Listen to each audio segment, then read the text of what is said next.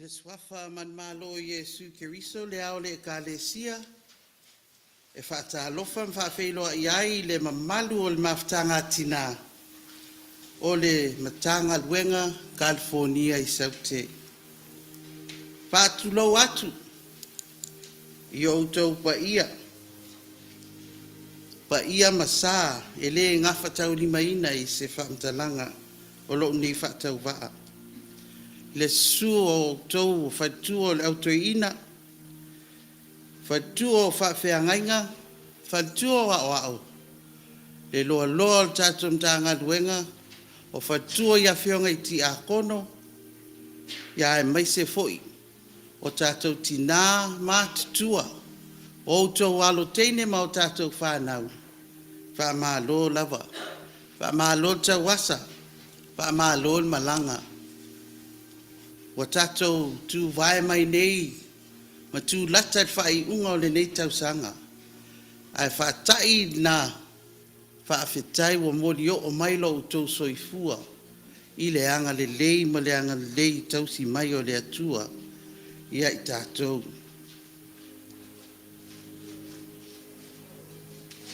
whaafetai o lo o awina peal masina no o tau soifua lau le lei ma le langi matafi le anga le tau si mai o le atua.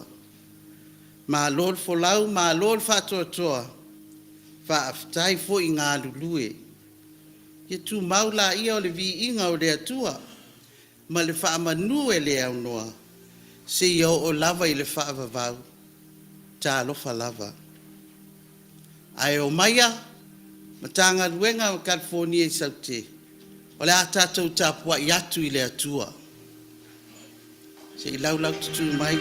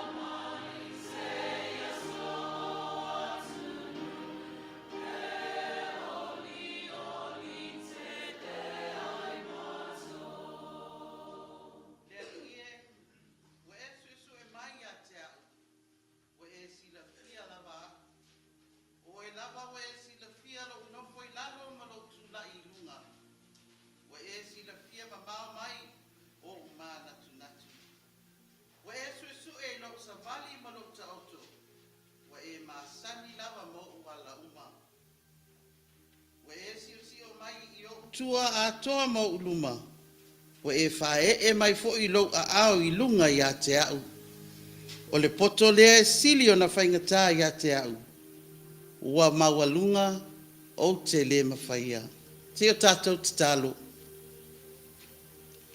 Wa mātou lau tutu i o luma i le nei tū la lea di ie. Ma le anganga whaanga e tia o na ua mawhai o na mātou mafuta i lalo i folo malu nei. Se i o mātou sula ina, le anga le lei o laua fio e ala le le mafutanga tina o lau matanga luenga i California i saute. Mātou te pulu nau ina le adi ie le fio mai o le anganga pa ia. Se i tauto lua ma o mātou tangata vai. A o mātou whaia le nei sauninga i le anganga ma le ami o tonu. Ia mata i lo vi inga le adi ie. Ia whape nao na i uatu ai lava i so lava vi inga. O Yesu Keriso wa mātou ta talo mwala au atu ai le nei tūla. Amene.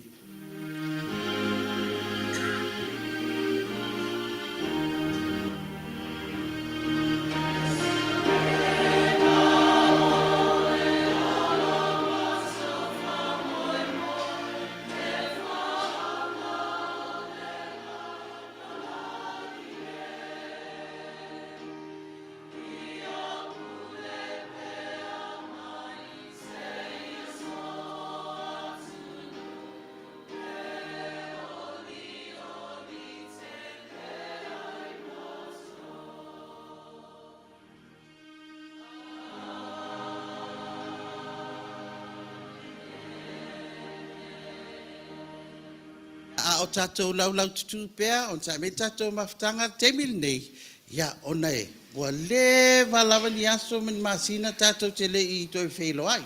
Temila nei, o le a tātou iliwane ai, lo au tafa I lo uso atua oi, ia mawhata alofa atua I so uso ua lewa na e le toi, wa ai ai le nei tau sanga.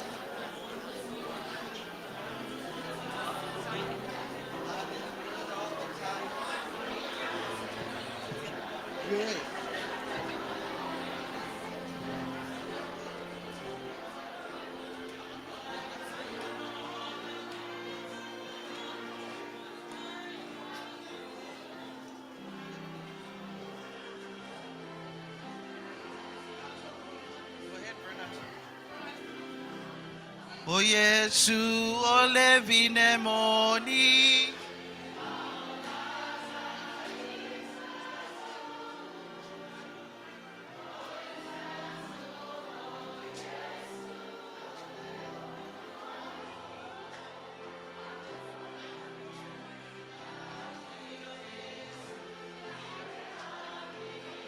Ai tu o le nei la lo la ni ma le polo ainga. Ia o so.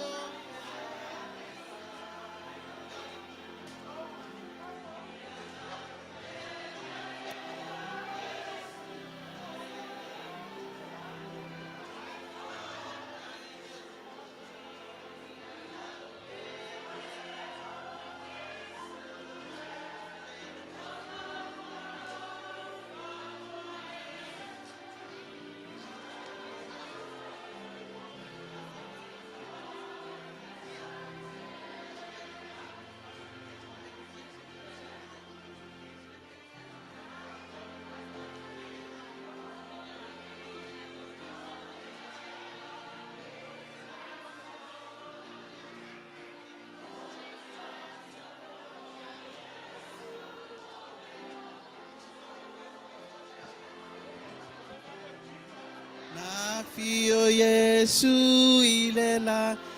Ya talo fama toe o mai lau no fuanga fama mole.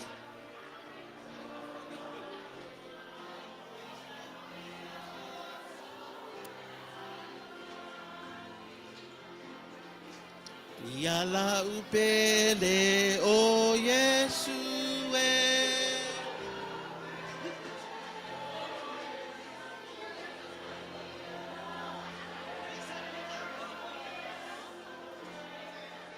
Olo alo fa ua ese.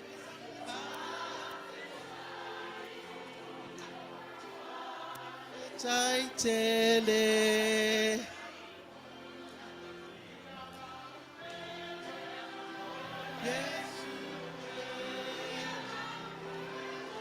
O Yesu e ala upele.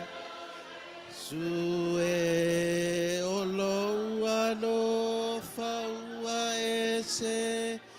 Fa afetai. Fa afetai tele. Maftanga tina, tanga luenga California isaute. God is good. And all the time. Ele leile atua. Taimi uma lava. Faftai. Ole a tātou whaau tapua inga. Ole vi inga I le atua I le nei tu la. Ole pese tolu se lau fitu pulu. Tolu se lau fitu fulu vi inga le atua. Ole a tātou pese ai.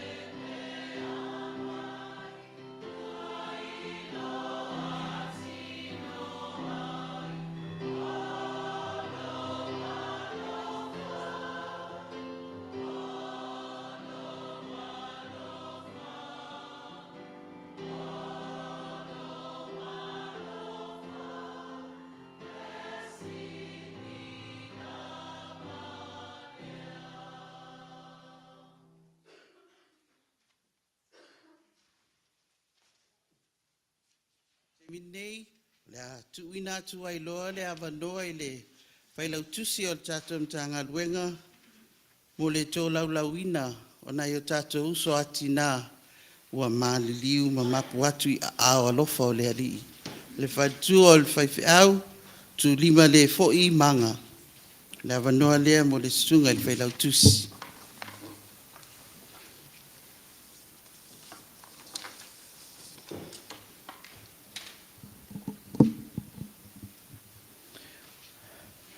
Ua pōwa lea maunga wao, ua tō le timu. Ina ua peia le tawalunga, peia upu e whai i le whaliseu o le manua tele. O ngā solo ao, o tāwhe ta whea le tau ofe i le tala whātai o le matanga luenga, California i Saute. A wawa whai langi le tulinga sia, anisi o tātou tina, pele, sa tū i le foe, e le ngata i ainga, e le ngata i nuu, e le ngata foe i tātou e ka le sia taitasi, a ua whaapea foe i le ngaluenga wha le maafutanga tina. O talai o lātou o futau, ma ua manava a lātou whiau. Ina wa fetalai mai le matai sili. Le au auna le leie. Ma le wha mauni. Ulu fale maia i le fia lo wali. Wha mole mtanga luenga. Se i o tātou tutu lai. Se i o tātou manatua i lātou malo lātou sao. Sao foina mai. E ala i le ngaluenga wha atina. O le pae ma le auli. O le fau tua ma le faa le lenga. Lea wa lato ulu fale ai, ilo lato oli e faa vavau. A o laulauina atu o lato suafa. O te vala au atu ma le faa alo. Fale tua, nai o tina fale tua toi ina, mai pūlenga taitasi. Nā te tu au ina le tutuina moli ngā pe a maea o na whailoa a lātou whānau whaaleanganga i tu tonu a le pūlenga la vahia. Mai le pūlenga LA mātū. Whaletua whaiwheau Samoa, Ramona, Tapu. Ngā luenga Samoan Community Church, Lalo le vai ainga al whaletua whaiwheau ia le asi o langi. Whapea fo'i le vai ainga al whaletua o sa iai June malfau. Whamon mole tina luse.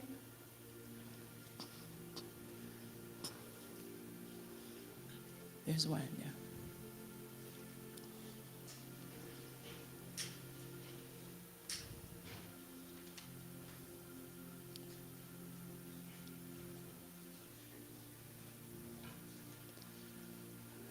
Mai le pūlenga Oceanside, San Diego, whaletua whaiwheau pensione malolo, ia olita fia mei. Ngā lue,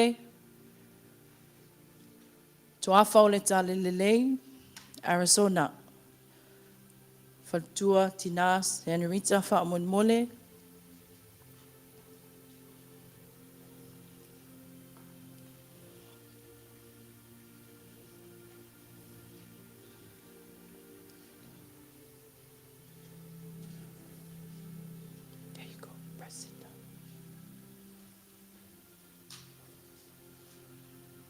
yeah, you hold it down. Thank you, Lucy. Right.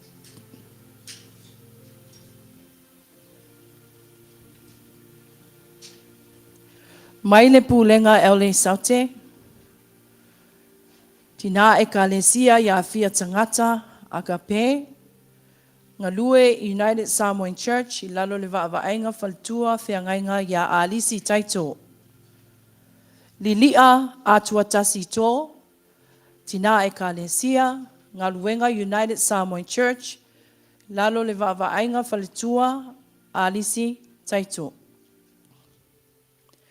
Whaawau masina tongia, Tina e Kalesia, e lalo le vaavaainga le faletua ya Tyrell Ruth, LAUCC. Whaamolmole tina, faletua Toina Doris.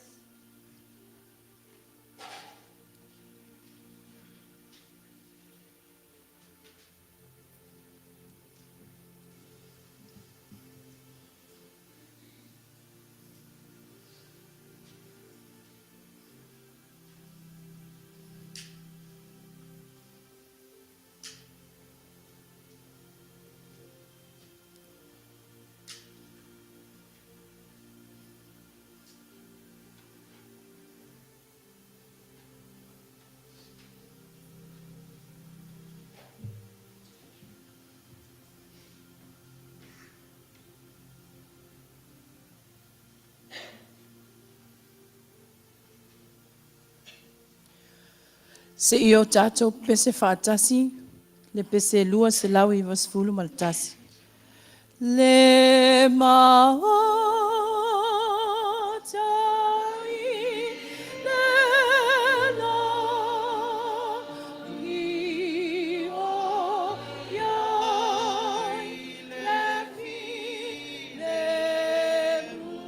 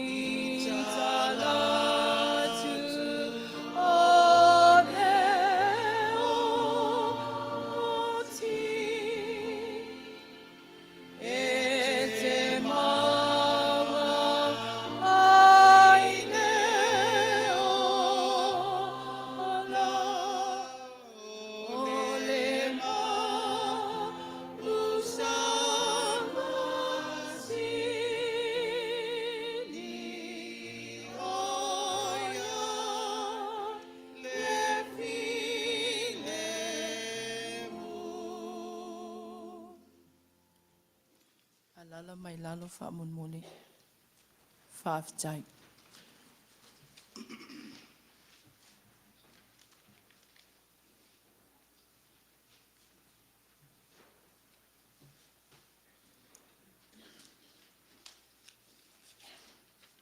Ole faita wino tu spaia.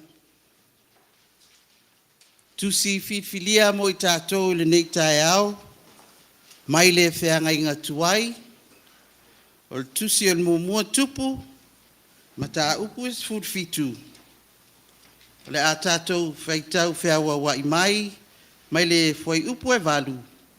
Se i oi le fwai upu is full ma le ono. Mua tupu. Ma tā upu is food fitu. Tātou faitau whiawa wa i mai. Mai le fwai upu e valu. Se i whangata mai le fwai upu is full ma le ono.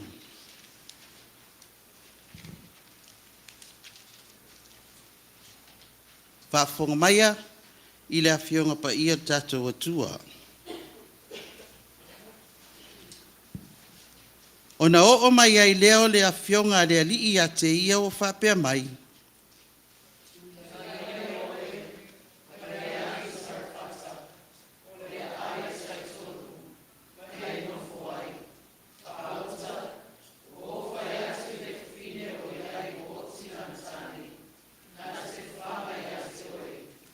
Ona tulai leo o ia, maalu I Sarafata, o ia I le whaitotoa o le ai. Whauta, ua iai le whawhine wa oti lantane, o lo o whai whawhie. Ona wala au leo o ia I a te ia, o whapea atu. Se ia au mai sina vai titi se ipu, so uinu ai.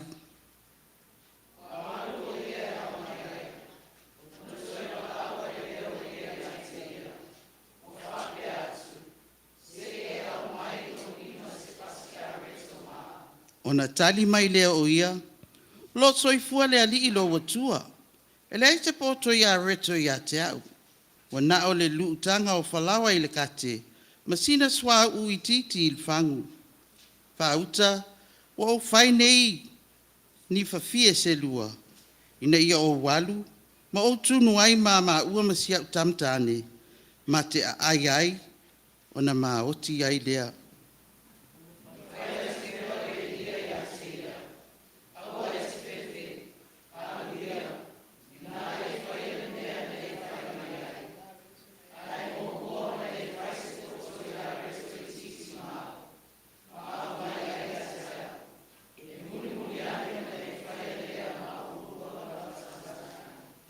Wa whapea ona whetalai mai o le ali i le atua o Israelu. E le umal kate whalawa. E le whaiti tia le swa u il fangu. Se ia o i le aso e fua ina mai ai e le ali i le ua i le lau ele ele.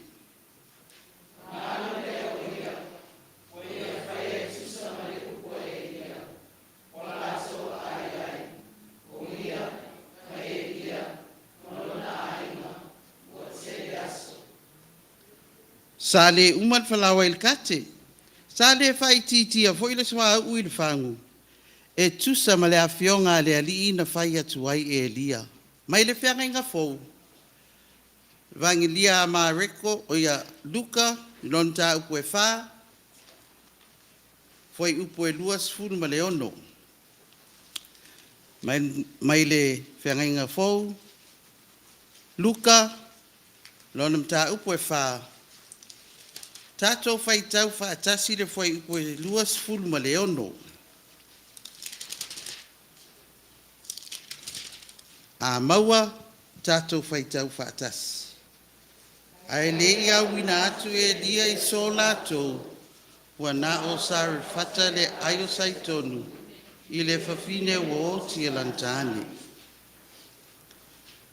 Ia whaamanuia tele mai le atua, i le tatou whaalongolongo ma le whaitau ina o upu mai lana whionga pa ia.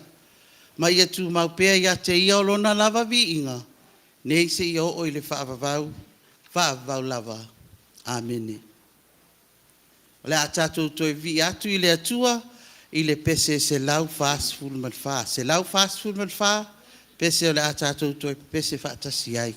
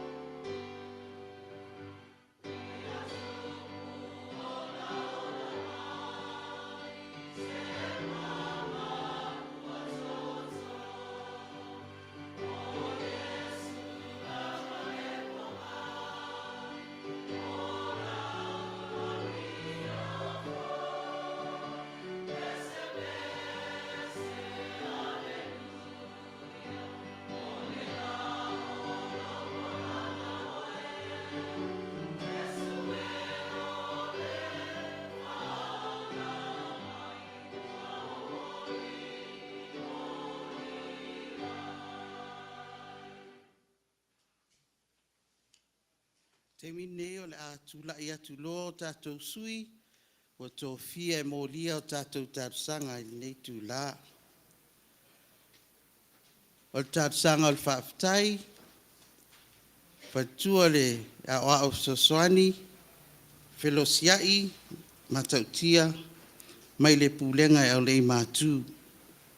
Tātusanga o le whātu isenga, whatua fwoi o le a oa o Soswani, mai le pūlenga Oceanside, San Diego, Arizona, ma Las Vegas.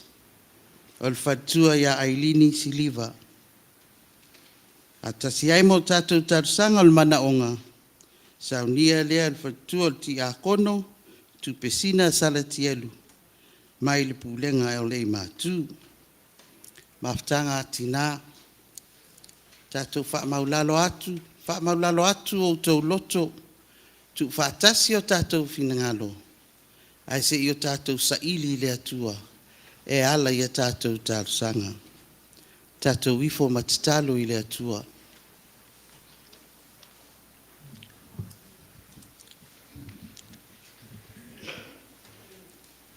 Tātou ifo matitalo. Le atua siri e se. Le tamao le alofa muti vale. O le na whaia le langi, ma le lalolangi, ma mea uma ua iai. O au auna le au ngā I mātou nei. Mātou te whawhitai atu, ma le loto maulalo. O no loa lofa ia te mātou. Ua mātou whaia ina o mātou loto. O mātou whawhitai atu I laua whio. Mātou te whamanu atu. Awana e whaia I mātou. Ma tausia pēr. Ma whamanu ia ina I le neo langa. Whawhitai o no lo wanga lele mai a te mātou I aso uma. O no mātou o langa I le neo langa. Le puipuia o I mātou I o mātou vai uma. Le whaopopoina ma whaopoina o lo mātou mālosi. Ai siri I lo mea uma.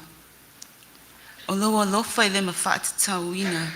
I le whaolaino le lalolangi ia Yesu Keriso lo mātou o lii. Le ua saunia fo I ala ua mātou mawai ua lofa tūnoa.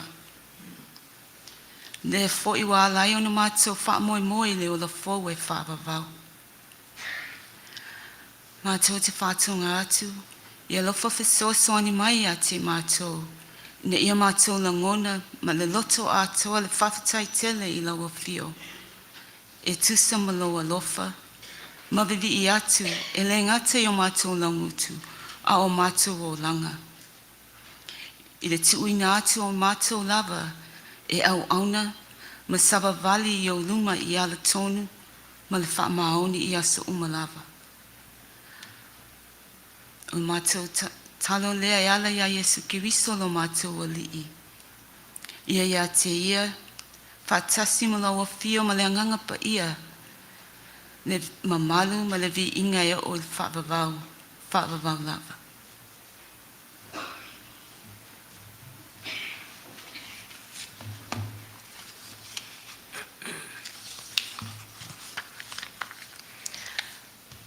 Lea li ie, lo mātou atua mamanai. O mātou o atu I o luma, ono I mātou si whānau, o tumu I le angasala. A o lei tō atu se upu I o mātou mutu. Ua e si la fia mea uma. A wai ati lau si la whanga I o mātou loto. E ati lau si la whanga I o mātou man tunga. Mātou te whaatu e se atu. E langona lo mātou le atu o toa. Pea ma whau atu I le tele o lo walofa. Ma lo wanga le lei mai pea ia I mātou. Ai pētai. O mātou le mawhai ona tū mau. Lo mātou wha maoni. E ola ma whaatino lo walofa. Ina ia atangia le tele o mea mātou te whaia. Wha mangalo mai, lo mātou vai. e tau ma whaailoa. O lau o fio o le atua pui pui, o le atua lawe ai, o le atua o le ola. Ai a o mai whaingata ua mātou le mua isa ili atu i lau o fio. A ua manatu i folava i le maalosi ma le poto ua maua. Le atua lau o fio e ona le maalosi ma le poto. Ua e wha mai tangata. Wha mangalo mai lo mātou le wha atua atu. I teimi o mātou mawhatia ai. Wha to ese atu le atu ai. Ona ua mātou le loa, lo mātou ola wala awina. E le o le wha masino i e ami o tonu. Ma e ami o le tonu. A o le ngā luenga i a mātou wha manatu. Ma wha wau lo mātou ola matau i la ua fio. O le atua e pule au au i mea uma. E au ona mātou wha manu ina atu vi ia oe. Lo mātou sili sili e se. O mātou le loa, ona au na atu. Wha pe ona tauina mai. Tuina mai tu finga. Ma tiu te mātou te ngālu lue ai. Mo se manuia o le lau te lenga o lau whanau. Whāto e se atu le atu wai. Ona ua mātou fie e tautala i le alofa. Ma le no nofo fe alufani. Ai ua le mawhai ona mātou whātino. Ina i o mātou soifua wa aia. Ona ua mātou soli pea utu la fono. Ma ua le tausi i au polo a inga. Ua le na tua lau awa i mai i mātou ona o le tuina nau o mātou loto i mea o le nei o langa. Wha mangalo mai ia i mātou le mawhtanga tina. Ona ue i ai teimi o mātou vai maua lalo ai ni isi o uso o loo fia maua se sosoani. A ua mātou wha masino atu. Ma mātou tusi lima. A ua le maua le loto e so tau au. Ma fe wha mawhana ai. Ua le ato toa ona mātou whaatino o mātou tiute whaatina. E sosoani i whautuanga le lei a wase manui e tonu a inga. Whaapea e ka le sia. O vai lo mātou whaatino ina. O la mātou pito la au. O le awao. Ma awa i le whanau e ala e tatawai. Ai maise lo mātou whailele ina o lātou ola whaile anganga. Au tupua e lau tala lelei. O mātou le tausi. Ma le alofa i o loa tā ua we whamanuia ai mātou. Whāto e se atu le atu wai. Whamangalo mai lo mātou ola whaatala le. Whamanuang uala e se mai ai lo alofa tausi mai ia i mātou lau whanau. Le atua alo whai. Whamangalo mai tina. Ma whanau tene ua le iloa le mamalu o lātou tino. Ai ua lātou whātau atu ona o le tuina nau o le oa o le lalolangi. Ia mau o le loto salamo, ma mawhai ona alu ese mai leia le tia apolo. Ia whaia ina, matinei le tia apolo o lo whaase ina loto maanganga o lau whanau. I tuina nau o le lalolangi. Mātou manatua ma le alofa lau whanau whatua tua. O tau au ina solo muli ese mai lau. Fio ona o le whaingata o le olanga ma le soifuanga o lo iai. Ia tu maupea ma le maua o lato wanganga i lau fio mo se mapusanga. Wha mangalo mai tina uma o le nei mafutanga atoa ma tina uma o le lalo langi.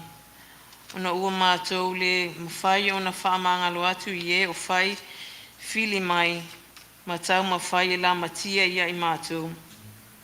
Ai me se ai wa mātou le mawhai ona la langa ina lo lofa i mea uma mātou te whaia. Le atua lo mātou ta māpa i ai.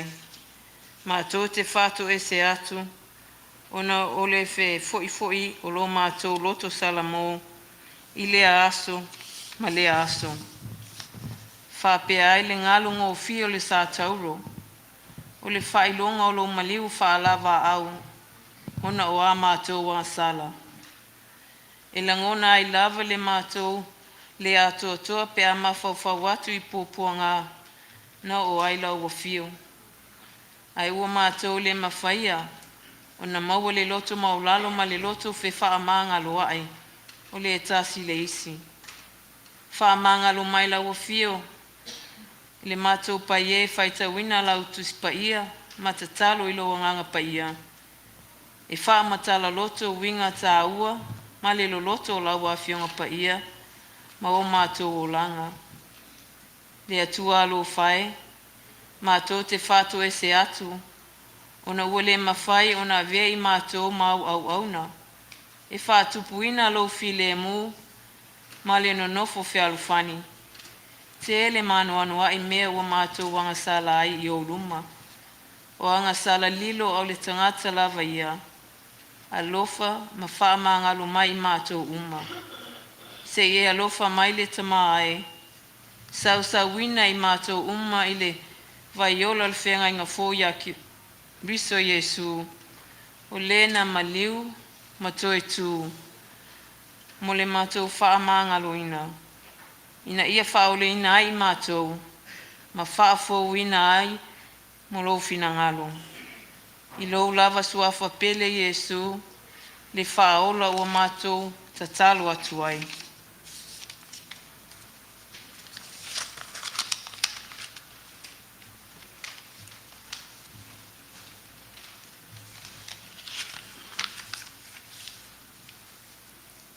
Le atua whaafafonga tāloe. Le mo wailuma tu ina atu ni iso le vaenga o la mātou tālsanga. O le whaafataima ai maise o le whaatu e senga. Se e whaafafonga mai o mātou mana o nganei. Le atu wai. Ia e whaaupenga ina i mātou. Le se ufonga sili mai le langi. Ina ia mālolo si ai i mātou. E au auna matau tua le fina ngalo. E mawai e mātou le file e mu i o mātou tangata. Awa, wasi o mea i mātou i winga ese o le lalolangi. Ta mā, se e wha amalu sia la mātou whaalongo. Ina ia manino lo sui fofonga. Mātou te muli tonu ai, malele ai o selo tomasa lo salo mo la ungaluenga. Ta malo whae. Ea oa o mai, ia i mātou, ina i o mātou whaari le moni, ma le wha maoni o lo lava alofa, i o mātou tangata. Le atua mamanai. Ia e wha atu mawina i o mātou loto. Le ola fia, e tāpua i ma au auna i laua fio i le au noa.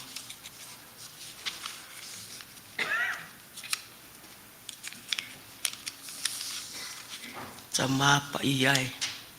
Ia tuto pea i o mātou loto.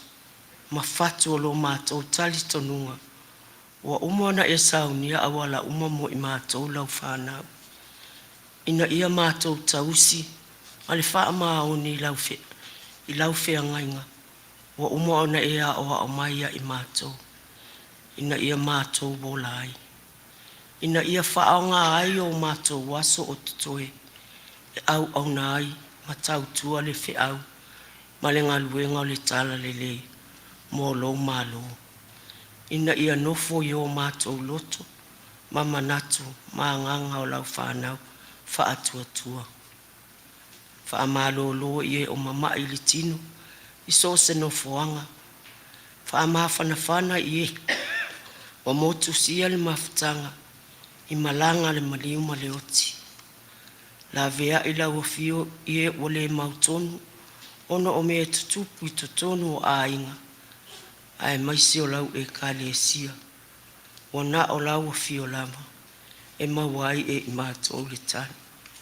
Wha amanuia i lau au ona, wa whai matai o le sauninga nei. ia whaatasi lau a fio mo ia. Au mailo wanganga I lau au auna. A wha mamana ina upo lau a fio. O le a lau ngaina. Na ia whai masulu. Mala malama I o mātou mala uma. Ia manu ia fuafuanga uma o le ne yasu. Tau tai oe le mātou fōlaunga nei. Ia tau no o manu. Manu ia le whai unga o le nei tau sanga. Ia mahalia ia te oe upo o mātou ngutu. A mawhauwhaunga o mātou lotu. Whātasi ai mamanatu lilo le tangata lava ia. E whai I ai lo finangalo. Ave o mātou wola I aonga.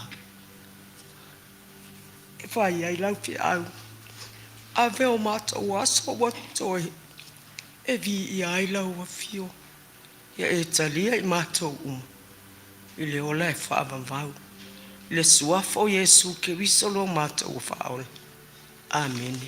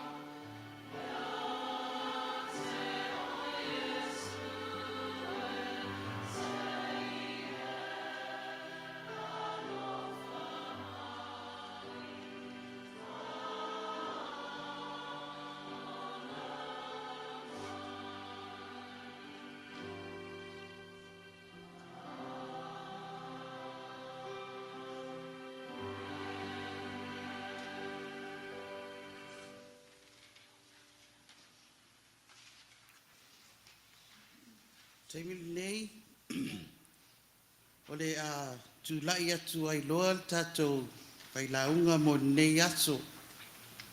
O le whatua I le whawhiangainga, mai le e Kalesia, Samoa I Texas, Fort Cavazos, o le whatua I a Fia Mama, a Fuola Moasau. O ia lea wa tofia e whai mo tātou to launga nei aso. Ia o le a momoli atu le fe au o le tala lei nei tu la. Whatua I a Fia Mama.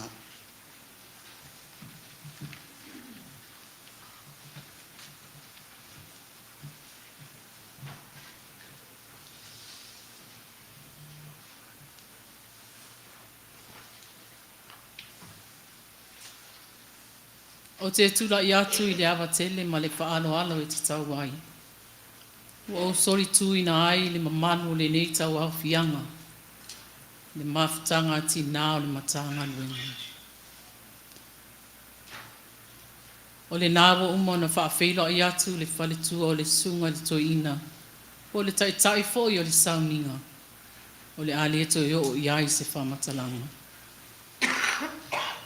Ai o te whaafetai I le tai o le sauninga. Le awhionga le tai fono o matanga luenga. A o le tina o le pūlenga e ale I saute. Ona o le nei awa noa mata ngō fie. Awa noa wha auro. Awa noa e sea maua. Ua ia tō fia ai lo wha tau waa. Ia awa se upu mai le awhionga pa ia le atua. Ia awa le malanga wha le wha tua le tātou maftanga matanga luenga. O le launga I le suafa mamalu o le atu o te maa le alo le anganga pa ia. Ameni. Ma o se upu e taita ina ai I tātou I le nei aso. Mai le whenga inga tuai. Tupu mua, ma tā upu e se fulu ma le fitu. O te whao ngā ina le whai upu e se fulu ma le tolu. O te toe whaita wina. O na whai atu lea o e ria ia te ia.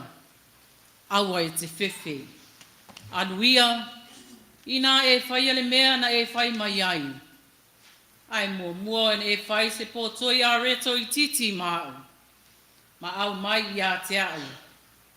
E muli ane ona e whai alea ma o lua ma lau tamatani. Ole manatu au tu e whapea. Awa e te whewhe.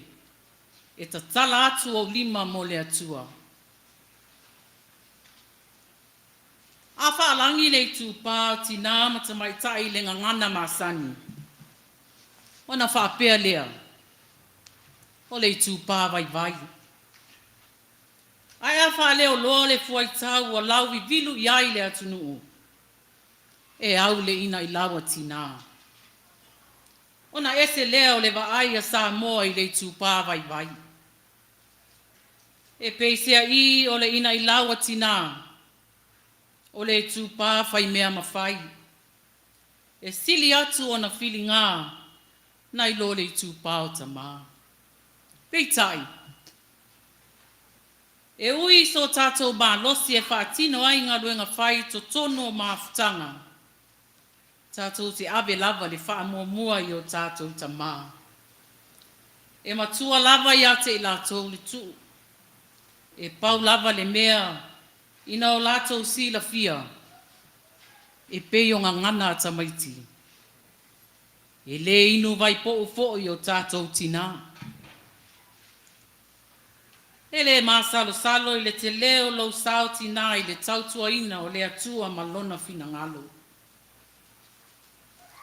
Lo tau soifua ngā lulua I le atina e ina o tātou ainga. O nuu ai maise e kālesia. Wha whetai tautua. Wha mālo ngā lulue. E tū matila. E tū mati e foi. Pea lo o tau whaalangina. O le pae ma le a uli o so o se wha moe.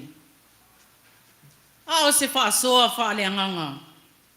E tu maria e atu I o au tafa. A o wheanga iai ma o whaiva whaatina. Ai mai se ai lava I le tautua ino le whiau ma ngā luenga a le atua. O le upu boni. E le so o ula pea aso le lei. O aso o walangi le lei. O aso fo I o luka le fōlanga. E iai fo I taimi. Tātou te māsalo ai le whaatinonga o tātiu te whaatina. Le mautilo ai, le mautonu ai o langona ma manatu. Le anga tātou te le mālo losi pea. Pea tāngo lima fo'i I taimi uma. Ioe, e le nā tia mea e tutupu. O le uti o le tamau a inga whaasoa I le tele o taimi. Ua whai maala, ua wha loto lua ai o tā langona. E fō ai mo le ngaluenga le atua. I le anga I mai pea o le tele o wha lave. Ai mai se o le taunga tā o le soifuanga. Ua atili ai o na mautū langona onisi. E wha se e tua ngalu na tufa mo le tala le lei. Ua vea ai lo lato le tango lima. Ua tupu ai langona o le fefe. To tongo ai ai le maa salo. E ta tala atu o lato lima mo le atua. O te le tau le pua malafo. A wā o mea moni ma mea o lo o tutupu. I lo tāsi o si o manga wa sa uma. Ai, o le matango fia lea o le tala I le tina sarfata. O le tala o lo au mai ai le tali mauti noa. Mo le tangata e ta tala atu o na lima. Ma faa maa fola atu o na aao mo le atua. Le tina na tua iai le au na le atua I taimi o whaingataa. Na tula I maili perfecta o e lia I se vai tau le whaingo fia o le nuu o le atua. Taimi au a vea le tupu a apo malana masiofo I sapela. E tai le nuu. Ua vea lea masiofo I sapela. Matangata na ofi mai ai le atua mate o paala. I to tonu le malo Israeli. Ua lato whaia fo I le fale mo paala. Ma wha atu ai le whata whaita ulanga mo paala. O le wha lave tele. ua vanga tuai loto tangata o le nuu o le atua. Ma o ese ai mai le atua moni. Ona tupu ai lea o le toa saa o le atua. Tu la iai lea o onge tele i le nuu o Israeli. O le taui mai le atua ona o lo lato wanga sala ma le ifo i tupua. Ua lato faa ono i le atua. Na fola manino lava le perafeta o Elia ia a apo a fionga a le atua. E le to iai se sau po se timu. Se ilonga e to e feta lai mai le atua. Ioe, ua pangatia le nuu. Ua mātutu vai papa. Ua mātutu ele. Ua le ai se vai. Ua le ai se timu. Ua onge le nuu. Le si o manga lea o loo iai le perafeta o Elia. Le au le atua ua fesanga i nei ma le onge. A fai e tolu tau sanga o le onge. O lona winga o se taimi umi. O se soifuanga e le whaingo fie. Le ai se mea e ai. Le ai se vai. A moe. Ua le mauti noa peto e ala mai tai au. O se o langa whainga taa. Peitai, i le tutonunga le mua nei pua ngā. Sa iai pea le aola vea i o le atua. Na sauni a lava i le atua le whaola tanga mo lana au auna. Ao lafi e lia i le alia o Kirifata. O Kirita. Whai mai nā ngai ane iai o River e whawhanga ia te ia. Ma le vai tafe e inu ai. O manu lele e ino iai le toa tele. A wala tau te aina tino o manu mamate. Ai whaao ngā i le atua e whaima whaao la tanga mo e lia. Ai ina ua mate le a lia. Ona wha tonu lea i le atua le perafeta. E alu i Sarfata. O loo iai le tina na te whawhanga ia te ia. Lea e iai le tala o le nei tai au. Ta pena i le atua le whawhine Sarfata e whaima la veai. E a vea ma whaaola ia te ia. O le mata ina o le tala o le whaanga ina i le atua o le tangata ese. Ma le tina lima vai. O Elia, o le perafeta e wha me melo ia i tala noanga Israeli. Au lea wa sa ili fisoa soani, maanga le lei iai le whawhine.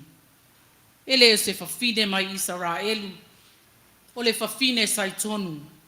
E leo se whawhine tau loa, o le tinae mativa ua oti lana tane, o le whawhine o nuu ese.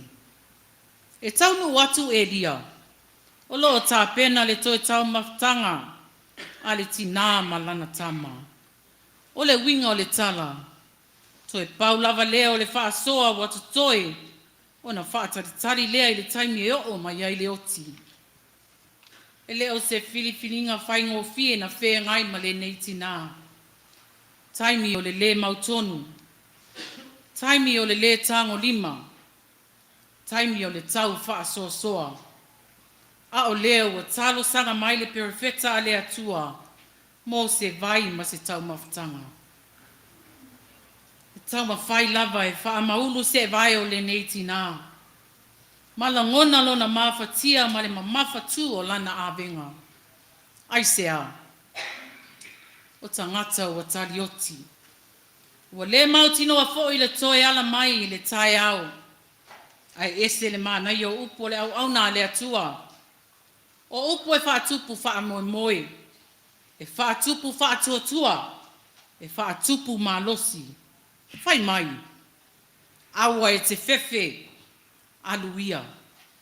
Ina e whai ale mea na e whai mai ai. Ai mua na e whai se potoi a reto i titi ma au. Ma au mai ai ia te au. E muli ane. Ona e whai alea ma o lua ma lau tamatani. E ui na whai ngata. Ai na whai ngo fia lava i le tina. Ona o lona sila i le au na le atua. Ma lona wha atua. E le fo i fua le ngā luenga le lei ua ia whaia. A wā le mo le tangata, ai ua whaia mo le atua. Ioe, Se mea ngā le lei lava tātou te whaia, so se mea le lei lava tātou te whaia mo le atua. E le mawhai o na ngalo i le atua. O ia fo'i na te whaatupu, ma whaalau tele, ma taui mai lo wanga le lei ma lo tauti ngā. Whai mai le tala. Ua tauia le 5 māwhola o le tina. O na aao sa te tala atu, lea ua whaamanuia ina. I leo ngā tutonu le mu o le onge i le anuu. Ai whai mai, ua whaamanuia ina le ainga o le nei tina. Sa le uma le whalawa i le kate. Sa le whai titia fo i le suau i le whangu. E tusa ma le awhionga le alii na whai atu i a Elia. E le ma whai o na ngalo, mea sili tātou te whaia mo le atua. A wana tito e langa i folava. E Yesu i lana la unga e peo na wha mawina i luka. Ma ia toi wha manatu ai le anga le leo le neiti nā sarifata. Ia e lia le perifeta. Na vivi i ai e Yesu le whawhine sarifata. Ma lana ngā luenga le lei sa whai mo le tangata o le atua. Le mama lue o le mawhutanga tina o le matanga luenga. O lo afu sina. O le ua. Ua pa uifo ele ele ona o le atua. E le lilo i le atua lo tauti ngā. Lau foai. Ma lau whaasoa i ni ngā luenga. E sila fia mai mana tua pea e le atua. Nei o tātou māsalo salo i ngā luenga le lei wa whaia e o tātou 5. Wa awa o mai le whiawa le tala le lei. E whaatupu ma whaatele mai e le atua. O le lalolangi le nei. E le masino le mau whaitionga ma manatu vai vai e whiri fue ai. Lo so e fuanga lue mo le atua ma lona fina ngalo. Ai maise o mea e tutupu. Nei whai maale e vau ia ai lo tātufa mo le tala le lei. E maa sani o na whaapea nisi. O lea tātou te tau whai mātitiva o malava. O tau whaasoa soa. O loo puapua ngāti a fo'i le nei ainga. O tele mai fo'i mea whai a le kāle sia. A mea o le sae mautele na o le alofa fua o keriso. O le ofo atu ma foa i atu. Mai to tono le mativa masa e sae ma le le ai o se mea. Pe o lea na whai e le fafine e sarfata. Ai muli muli ane. Ua whaamanuia i ai le atua. E le i uma le kate whalawa. E le i whai titia fo i le suau. O lea. Tina ai. Ia tātou mauti noa e le whaatau waa le sila sila o le matai sili. I mea le lei tātou te whaatino ina. Pai mai le male lenga a Yesu. E toa tele whawhine i Saraelu na iai le vaitaua perfecta o Elia. Ai na filifilia le atua le whawhine o nuese. Le whawhine o oti lana tani. Le whawhine mativa. Le tina na te le tango 5. E whai ma whaola tanga mo lana au auna. Tina ai o le matanga luenga. E ola pea au ngā luenga le lei. O lau tautua matavela. Tautua toto. Tautua tua vai mo le atua.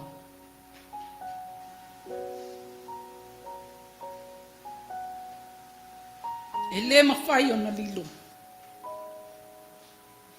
Ai mana tua pea. E ola pea.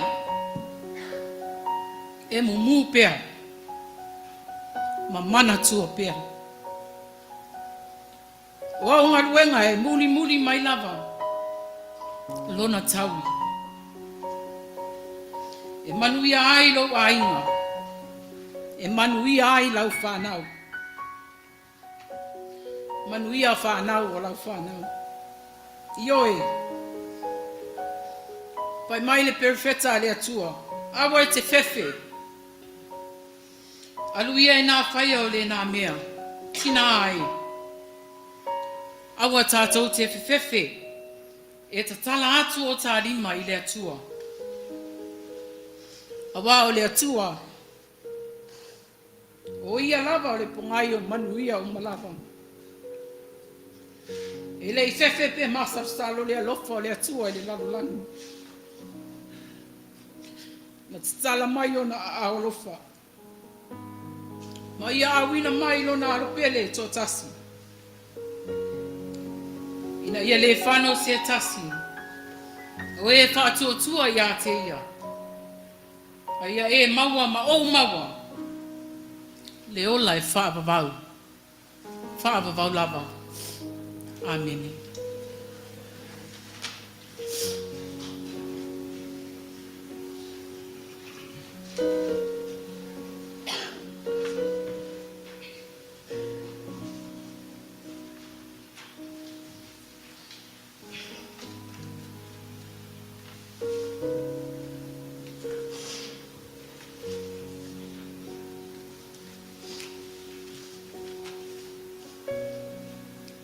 Se vai foi.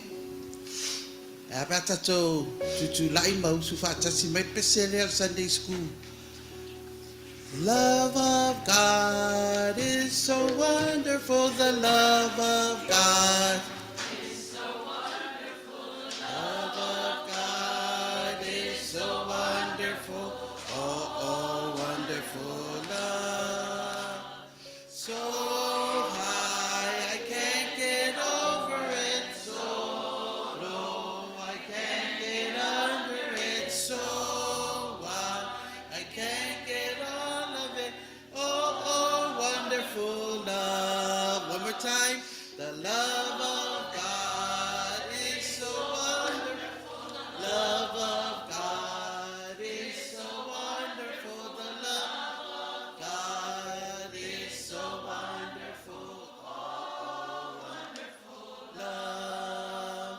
So high I can't get over it, so low I can't get under it, so wide I can't get all of it, oh, wonderful. Alofa le alofa o le tua, e ofo fongia, le alofa o le tua, e ofo fongia, le alofa o le tua, e ofo fongia, le alofa sili sili le amoau, le maua lua te lea eina, le maua lalo te le eina, le lau te le poina, le alofa sili sili le amoau. Whaftai e lala mai lalo. Ia e lape a mai se pati mo le atua. Ia, a foi pe a mai se pati mo tatou whailaunga mo le launga matangofia o le nei aso. Ta tala ina aile. Le whalanga mai al tatou mtanga luenga. E ala lea le tatou mafutanga tina. Ia ma le sauninga a mata. O le a mata ina o le fontanga le mtanga luenga i California i saute nei. Wha malo whaftai. Ia wana o ta ua le pesele al Sunday school e. Tatou te pese whaatasi ai. Ia awai. O le maualunga o le launga le mele wo oi nei tatou. Wa ese lava le maualunga lea. Le matango fia upu. Whamanatu mai al whailaunga mo i tatou. Ia petitam whai fo i lae. E to e alu i lalo. Ia, wa le mwhai lava. Le awa au mai a tatou i lunga. Ai ei fo i se tina na sau i le nei aso. O loo yaini. Ni mea o loo mamafa tu i lona mafau ma lona loto. Po uai maua lalo le. Ia, ai ua si tia maua lunga lava tatou. I upu folfola o le atua. O le lautele fo i la na o le nei aso. Le fe au ta ua na. Po te tam whai lai se isi a upu e tam whai ato i tai nei aso. Le ai ua maualunga lava. Ua maualunga lava tatou le matango fie. Le upu folfola le atua le nei aso. Ia, ai te tau lava pea ona whai se. whaopopo le taitai. Ne I whai fo I lea malona. Ne whapea fo I tātou mawhitanga. Ia le aia ma se whaopopo le la kai kai. Mea lea, ia mau papale mai pia tātou. O le luas fulu o I tūlau o launga lea la au tau whai ai tipi mai lalo le 5. Ia, ai, whaamalo whaafitai. Le launga matango fia le nei aso. Ai o se whaopopo, pu lava o tai le nei tūla. E tam whai ei tau au whai ei la ngona foi. E peo na fofonga ina le tātou whai launga. Le talawa lau vivilu ai tātou. Ma tātou whaalongolongo I le tala tina sarfata. Ia ma le matango fie foi o le whiau. Wa au mai e le nei tina. Whaamanatu mo I tātou. E tai tali tutusa fo I la amade. Le tala lea e. Fia whai eia watu e sina whaopopo I titi la wata I tai. Maua mai lea I le. Whianga inga fou. Tusia maa reko. Mata upu e. Sefulu. I sau taimi panga noa. Pete toi foi. Tau a inga pe a mae al tatou mawhitanga il mtanga luenga. Ia na whaita wina foi lea. Au te langona fo I o se tala wa o tau sila fia ma o tātou whanongolongo so o iai. Le tala le au mai e maa reko. Le tala I le ta maa loe ngoi a pati maio. Pati maio ta waso. Tu ina atu e pati maio lona vai po le I le atu e fia maua se malo lo. O fia pupula o na mata.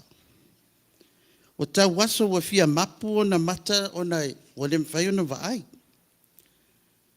E le tau mate la wa fiu fo I e whaangaso solo se foe.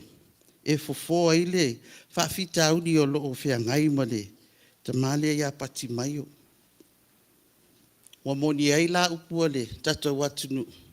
O silinga tali seu.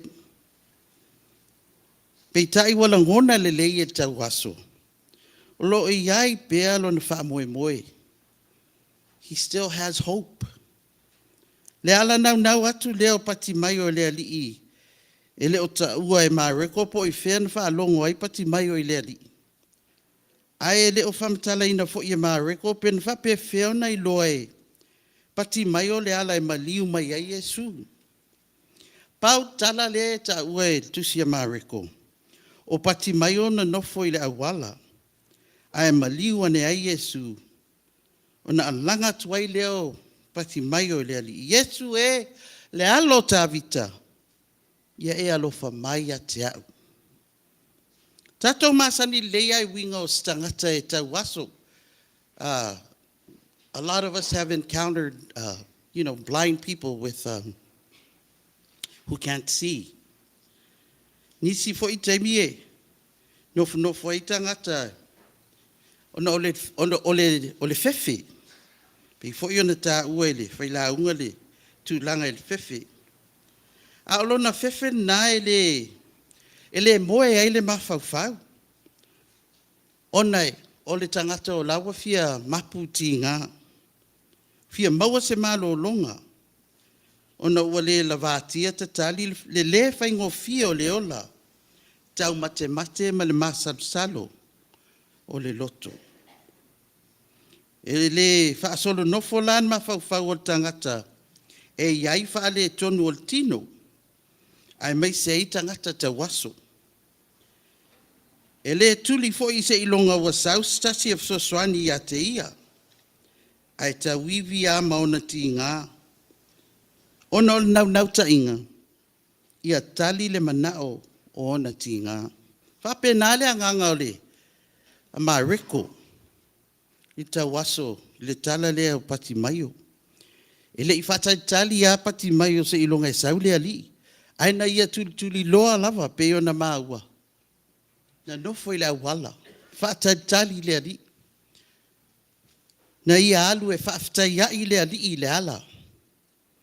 Whai mai tatu sanga pati mai o le ali. Rapo ni e. ia vaai o nei mata.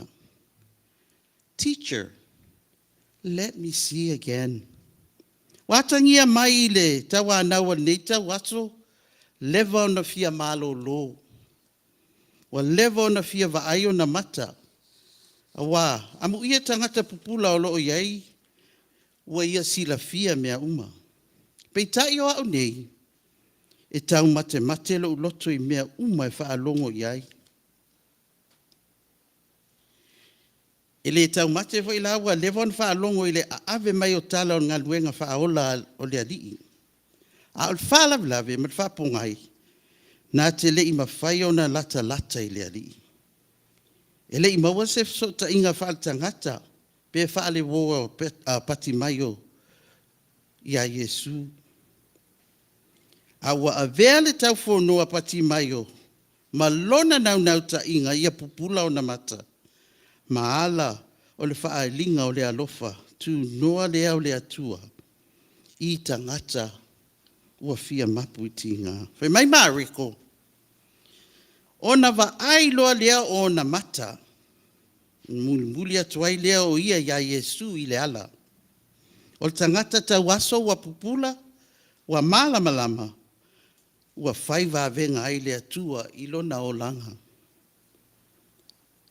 Tala lai te waso pati mai o stala e matua te le lawale awa onga ma se te mau a inga whaare anganga.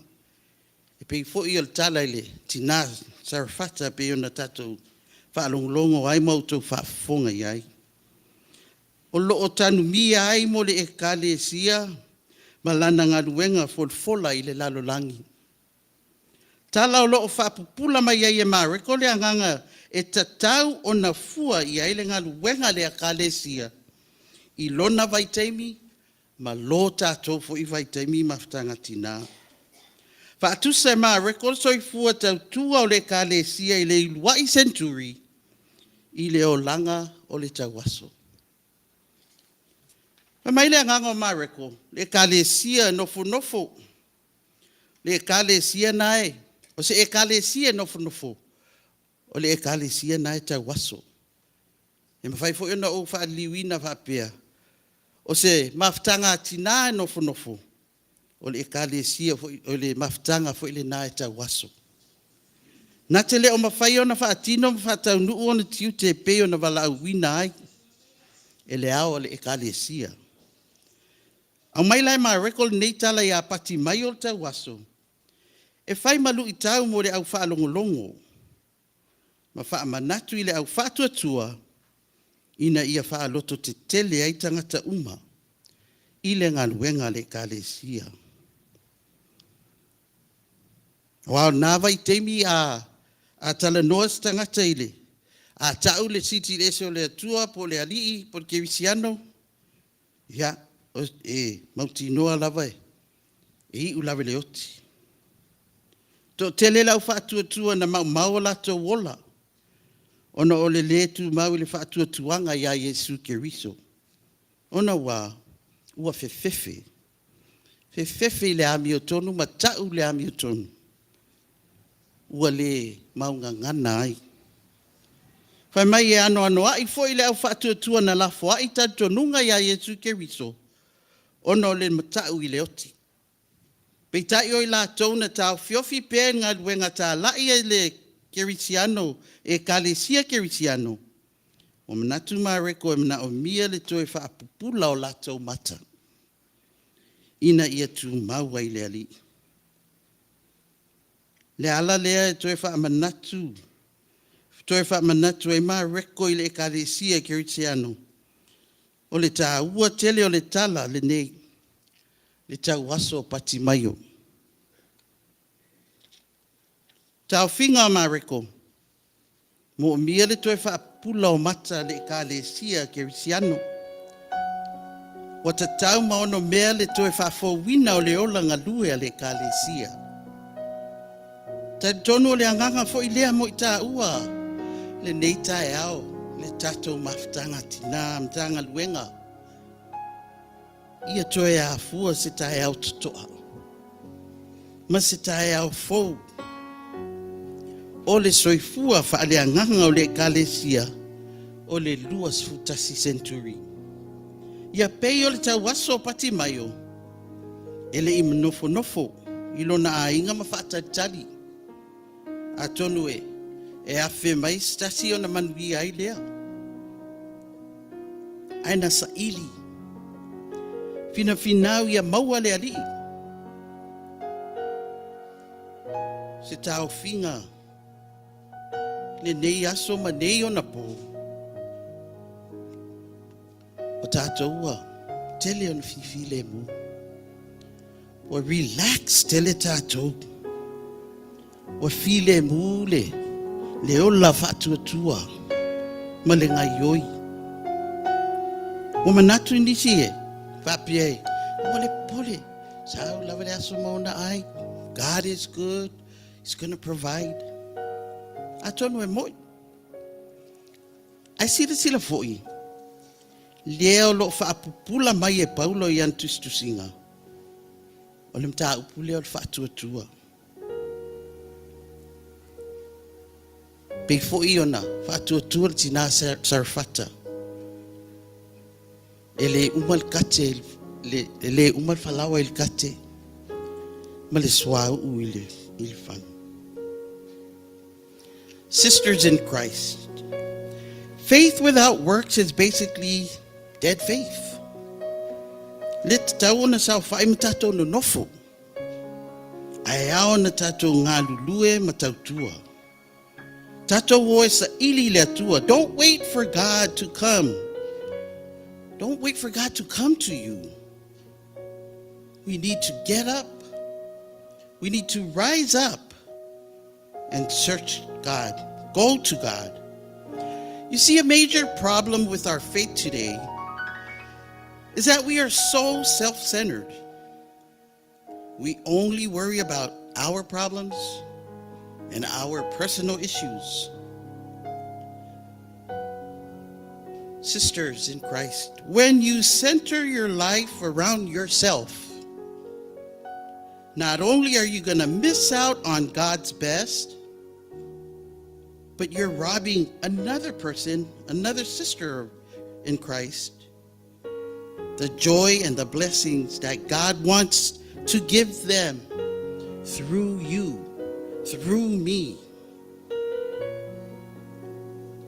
Scripture says in Hebrew that we should encourage one another daily, day after day. Lift each other up. Awa tau mie lalo. Awe te tamfaye. Tape lalo lisio uso atina. Lift them up. Encourage them. It says to encourage. Encourage one another, but don't break them down. For all of us, it's easy to criticize and condemn. Easy to point out everyone's flaws and failures. But God wants us to build up people for His kingdom, to be a blessing, and to speak words of faith and encouragement into our lives. It doesn't cost a thing or take a lot to give somebody a compliment. When you see a sister and you see them with beautiful shiny earrings and a beautiful shiny hat, 2 story levels, and a beautiful shade, tell them, you look so beautiful. Pay them a compliment. What does it cost to tell your spouse, your partners, or even your parents that you love them, that they are great and you are truly blessed to have them in your lives? Or even tell a friend that you are a hidden blessing of God for me, and I value your friendship. Or even your children at home. Encourage your children. Oh, son, you're so smart. Oh, daughter, you're so beautiful. Keep up the good work, grandson, granddaughter. Many people think those nice thoughts, but yet they fail to actually say them. It's not enough to think kind compliments, sisters and mothers. We need to express them. You only live once. We should get up each morning with an attitude that says, I'm going to make somebody else's day today happy. I'm going to help meet somebody else's need. I'm going to give somebody else money because they need financial help. Not me, personally. Maybe you guys, because I don't have that kind of money. But don't go through life as a taker. We all need to become more of a giver. I believe that many of us would receive the miracle and wishes that we've been praying for if we simply turn our attention away from ourselves and turn our attention away from our needs and our problems and start focusing on being a blessing to all people, to other people around you. All too often we spend most of our time trying to be blessed. God, what can you do for me? God, I need new pair of shoes. God, I need a new white dress because Mother's Day is coming up. God, I need some money for bingo so I can go play bingo and maybe get more money and to help my family. That's normal. And I have a list of, God, I need this, I need that. And we always pray for ourselves, which is not a bad thing. But the only problem is that it locks us down to ourselves in a manner that we unintentionally or without even knowing that we have also closed the doors to others because we are only thinking about ourselves. Mothers and sisters of Jangalwenga, California, Saute, I strongly believe that we need to look for opportunities to share God's love, share God's gifts and His goodness with others. The truth is, the more you help one another, the more God will make sure that you are helped. The Old Testament teaches us in the book of Isaiah, when you feed the hungry, when you clothe the naked, when you encourage the oppressed, your life is going to break forth like the dawn. Then your healing is going to quickly come. In other words, when you reach out to hurting people, that's when God ensures that your needs are supplied. When you focus on being a blessing, God makes sure that you are always blessed and blessed abundantly. There is something in your life right now that is not going right, which I'm sure all of us are encountering silently, grieving silently. It's not meeting a need for you. I strongly encourage you to turn it into a seed. If it doesn't serve as a need for you, give it away so it can serve as a need for others. Remember, you reap what you sow.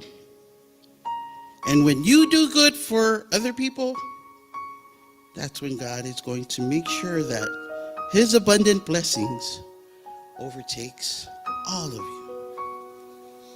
Maftangai, tina usopele ya Keristo, ile nei taiao.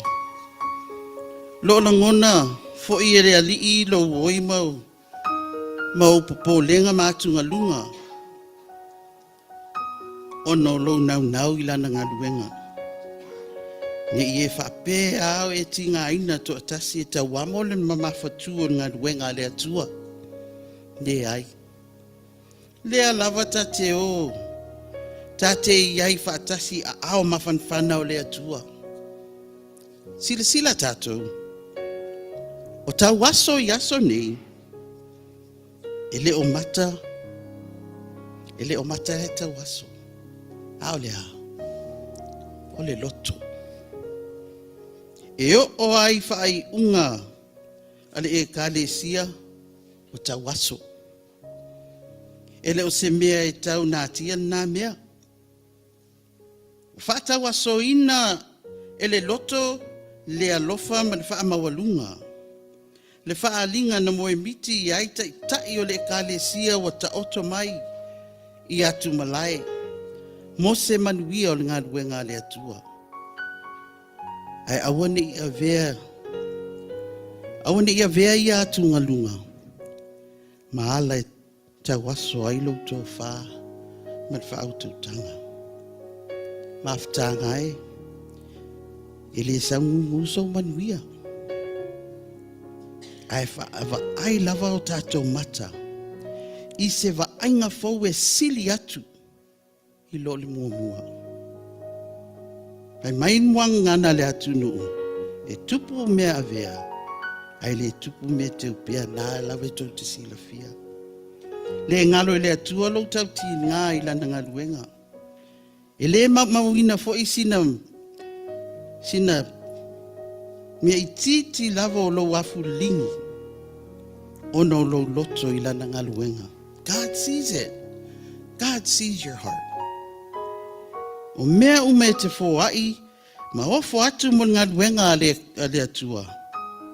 E toe au mai lava e le atua. Ai au mai lava sautua lasi.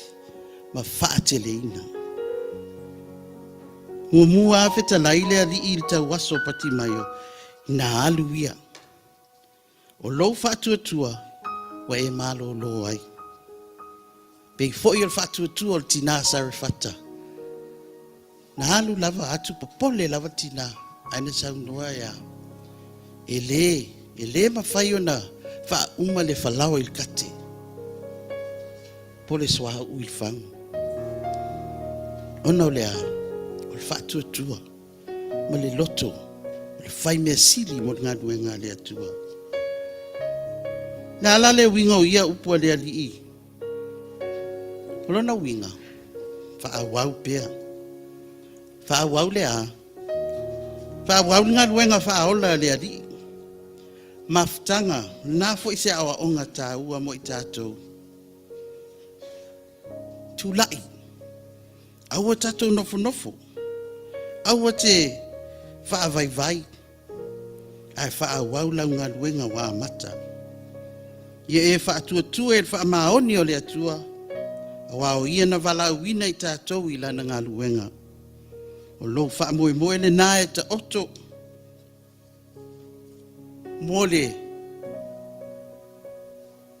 Mose manuia o le lumanai. Whai wā venga i le atua. I lau soifua ofo. Lau soifua tautua. Ai mese fo yo si o wola vai. Pei laona manuia pati mai o ilon whatuatua. O lau whatuatua fo i e te ngā ioi ai. Se ia tini ma tau lau o le whaamoe. Le ta wale umi o tau sanga e whai ai pole. How far or how long it takes you to get there. A o le aso ma le taimi e tau nuu ai. O le mea tau nai le atua. O mai la ia tatou o mafutanga tina, California i saute. Awal masa salo. A ia tu tasi le atua le tatou tau tinga. Awa o loo i le atua le manuia ma le tauhi. O a tatou ngā luenga uma. Swafo Yesu. Amene. O le a tatou pepese i le pese se lau valus ful maltasi. O le a o ina e ma le tatou sene walau atu i whatua ti a konto ina. Ni mai luma nei se tau whasosoa atu tatou ipu a wale a o ina le tatou sene. Pese se lau valus ful maltasi a o ina i tatou sene whamon mole.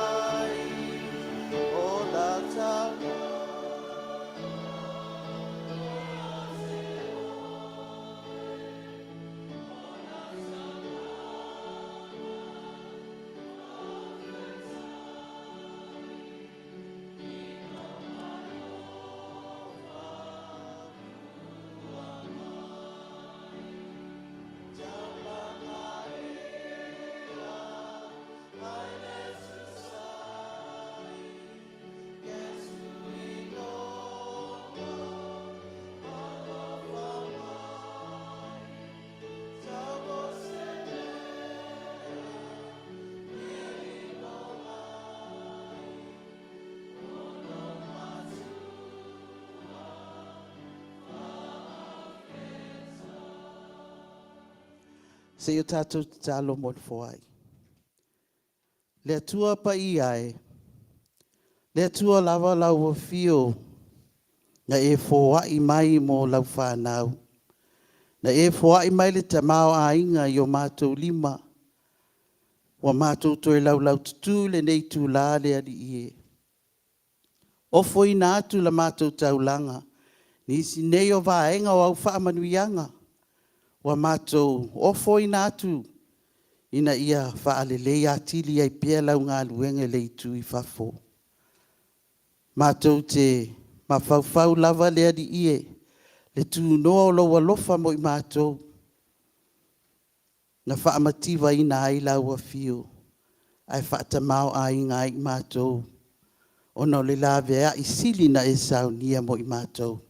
E ala I lo alo pele o Yesu Keliso. Whapa ia le nei foai. Whaamanuia mo I lātou wa saunia ma ofo I nātu. Ia tele ai pese vi ingo lau a fio. O Yesu wa mātou titalo atuai. Amen.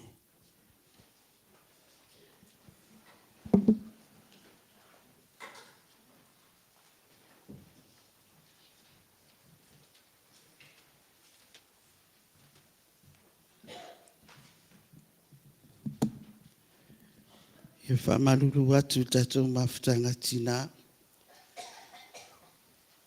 Ai le I tatou lau tutu mo le whai uina tatou sauninga. Avea le nei tu lae, mo mole atu ai telele anganga whaafitai. I o tatou uso na mautou whinga I le nei tae au, e ala le tatou sauninga. I lātou e na mōlia o tatou tātusanga. Ia, ai mai se fo I le upu folfola le atua, e ala I lana launga, saunia e le fatua o le whawhiangainga. Ia, fia māmu a sau. Mawalunga lawa se vi ingo le atua le nei tae au.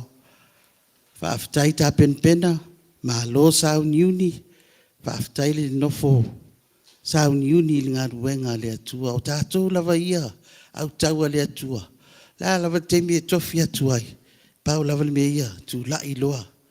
Tali le wala au. Ia, masa au ni loa mo ngā luenga le atua. Ai whaafitai tele nei tae au, ia lofa le atua. Wa il mau tele ia te utou, ia whaatele pia le utua le atua la le anganga. Ia wala le whiau man ngā luenga. I mawhitanga fo I taitasi o utou ngā lulue ai mo utou punpuno wai. Lango su ai tinao ngā luenga.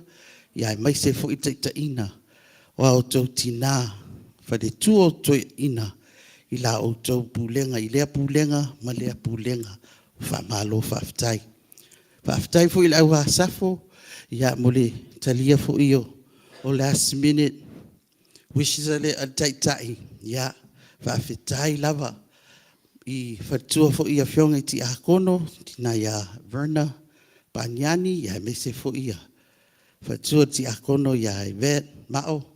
Ia mole sosoani le taina o tatou la au. Ia mai se foi ia le uso a fatua o le ao. Ia fatua ia tau mate mole taina o tatou pese ma vi inga o tauninga I nei aso. Ia tau ni alofa le atua o alawa ngaluenga o loto fia I o tou pe titi petele. Ia mole fatua tua tau te ngā lulu e ma wha mauni. Ia awao tau whinga wafua ina e le atua. Tau te ngā lulu e wha malo wha whitai. Ia o le tatou sauninga nā. O le a wala au watu. Toi tāsi lawa te mi tatou tu ai I promise. Wha ai wina o le tatou sauninga. Ia. Le wha mole tatou mawhtanga. Tutulai mai o tau prokalame wa tau awina. Ia. Tanga iane le whaatuatuanga le mawhtanga tina wao. Ia a maua loa tātou whaitau whaatasi.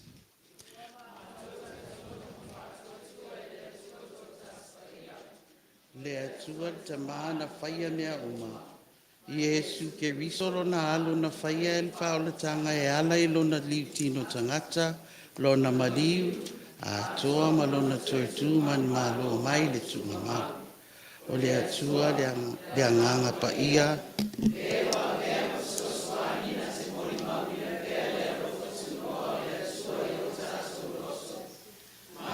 te taitonu le winga whaatama, ma whaatina o le atua.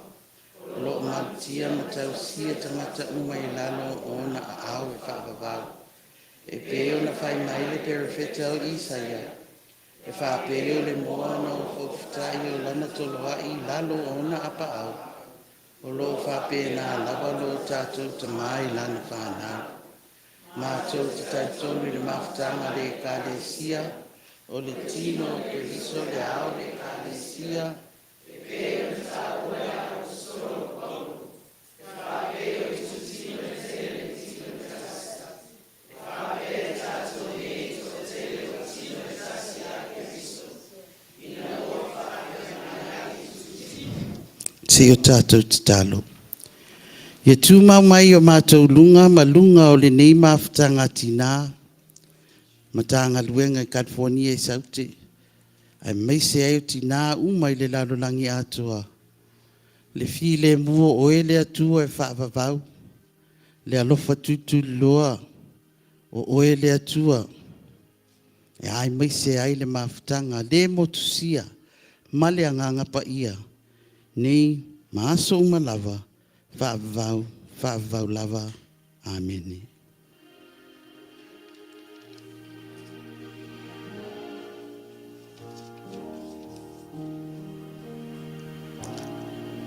God is so good. God is so good. God is so good.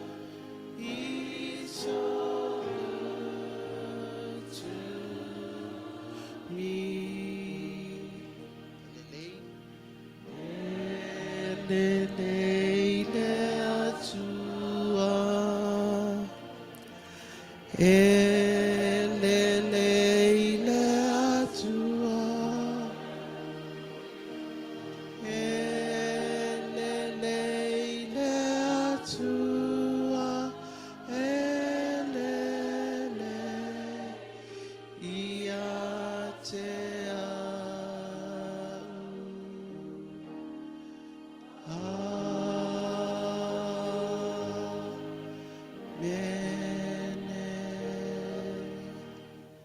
Tanga luenga California saute, God is good.